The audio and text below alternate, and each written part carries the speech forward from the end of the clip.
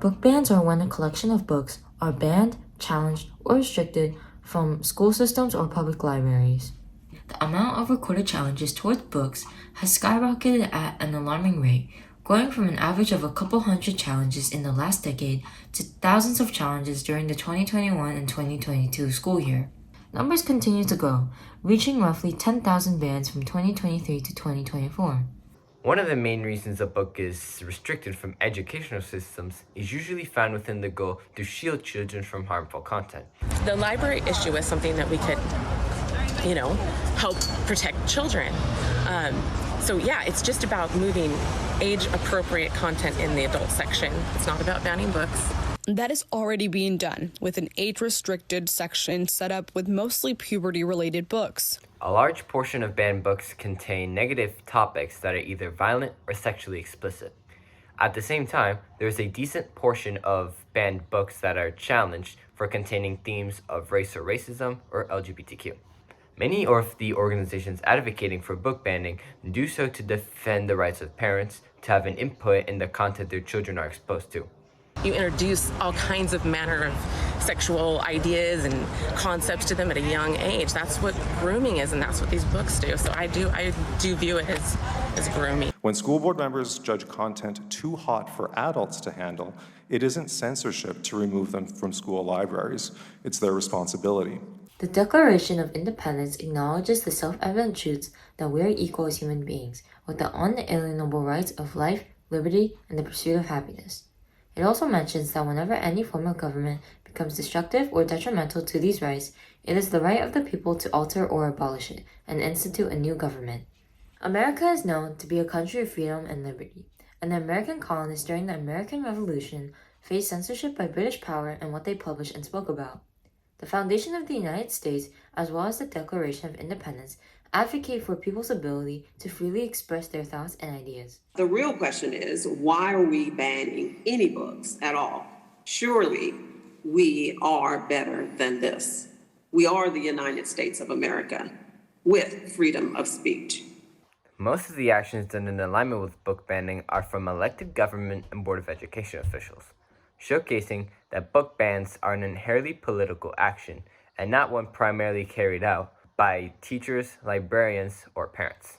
The banning campaign has led many educators, librarians to feel intimidated, burned out. Like I mentioned, some of them do experience harassment, so that can also negatively affect their mental health and well-being. Many can directly correlate the teen mental health crisis to feelings of discontent, loneliness, and a lack of belonging. These are exactly the feelings that arise when we believe we are alone in what we are experiencing, and these feelings can be especially brutal and isolating in adolescence.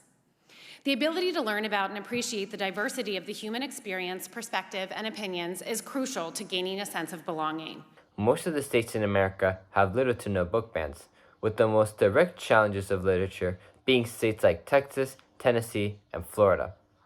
While New Jersey's Freedom to Read Act effectively cuts book challenges to zero, Florida has two laws in particular that make it very easy to restrict books for potentially having inappropriate content. These laws are formally known as the Parents' Rights in Education Act and Curriculum Transparency Act. You might decide what is going to sit in a library, but the funding comes from the taxing authority. And if they choose not to fund that purchase, they choose to remove that purchase, the responsibility falls with them.